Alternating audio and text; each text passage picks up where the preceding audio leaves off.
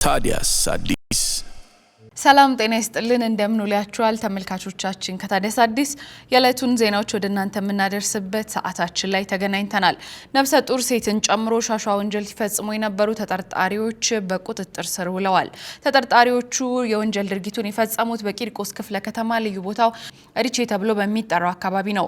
የግል ተበዳይ ከአጎና ወደ ስታዲየም ለመሄድ በማሰብ በገባችበት ተሽከርካሪ ውስጥ ተጠርጣሪዎቹ የግለሰቧን ወደ ተሽከርካሪው መግባት ተከትለው በማዋከብና ትኩረቷን ማሳጣት ይዛው ከነበረው ቦርሳ ውስጥ 32,000 ብር ግምት ያለው ሳምሰንግ ስልክ ሰርቀው ጥለዋት ሄደዋል። ይህንን የተመለከቱት የትራፊክ ፖሊሶች ተሽከርካሪውን በማስቆም ተጠርጣሪዎችን በቁጥጥር ስር አውለዋል። ተጠርጣሪዎቹ ከተያዙ በኋላ በተሽከርካሪው ውስጥ በተደረገ ፍተሻ 7 ስልኮች መገኘታቸውን የቂርቆስ ክፍለ ከተማ ፖሊስ ዋና መምሪያ አስታውቋል።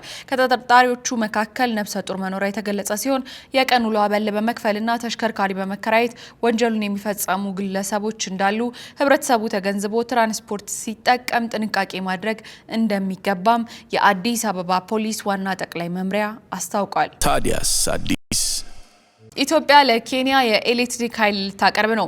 ኢትዮጵያ ለኬንያ በ1 ኪሎዋት ሰዓት በ24 ብር ከ07 ሳንቲም የኤሌክትሪክ ኃይል ልታቀርብ ነው። የኢትዮጵያ ኤሌክትሪክ አገልግሎት ከኬንያው የኤሌክትሪክ ኃይል ኩባንያ KPLC ጋር አዲስ ታሪካዊ የኃይል አቅርቦት ስምምነትን ተፈራርሟል።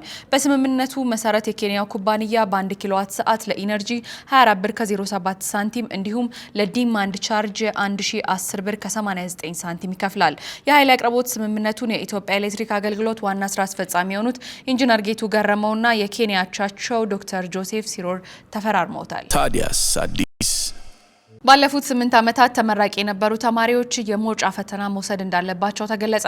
ከ2010 ዓ.ም ጀምሮ እስከ 2015 ዓ.ም በመጀመሪያ ዲግሪ፣ በሁለተኛ ዲግሪና በሶስተኛ ዲግሪ ለተመረቁ ወይም የመውጫ ፈተና ሳይፈተኑ የዲግሪ ባለቤት የሆኑ በሙሉ እንደገና የትምህርት ማስረጃቸውን ለማረጋገጥ የመውጫ ፈተና ሊወስዱ ይገባል ሲል የኢፌዴሪ ትምህርትና ስልጠና ባለስልጣን በትስስር ገጹ አስታውቋል። በዚህም በተገለጸው ዓመት የትምህርት ማስረጃ የወሰዱ ተማሪዎች የመውጫ ፈተና ማረጋገጫ እንዲወስዱ ጥሪ ቀርቧል። ታዲያስ አዲስ ህጋዊ የውል ማሻሻያ ለ2 ዓመታት እንደሚቆይ የአዲስ አበባ ከተማ ቤቶች ልማትና አስተዳደር ቢሮ አስታወቀ። በአዲስ አበባ 2019 በጀት ዓመት የቤት ኪራይ ዓመታዊ የጭማሪ ጣሪያ 11.5% ሆኖ እንዲጸድቅ መደረጉ ይታወሳል። ከዚህ ተመን በላይ መጨመር በጥብቅ የተከለከለ ሲሆን ህጋዊ የውል ማሻሻያም ለ2 ዓመታት ይቆያል ሲል የአዲስ አበባ ከተማ ቤቶች ልማትና አስተዳደር ቢሮ አስታውቋል።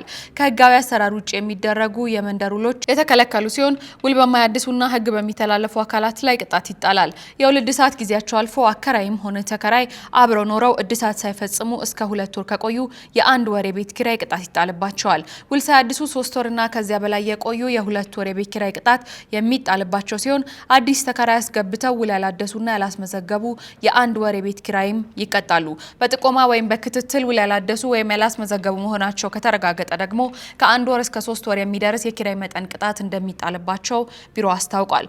የቤት ኪራይ የውል እድሳት በክፍለ ከተማ በወረዳ ጽህፈት ቤቶች ወይም ደግሞ በመሶብ ዲጂታል የአንድ ማዕከል አገልግሎት መስጫዎች ማከናወን ይቻላል። ታዲያስ አዲስ በደቡባዊ ስፔን በተቀሰቀሰ ሰደድ እሳት ቢያንስ 12 ሰዎች ህይወት አለፈ።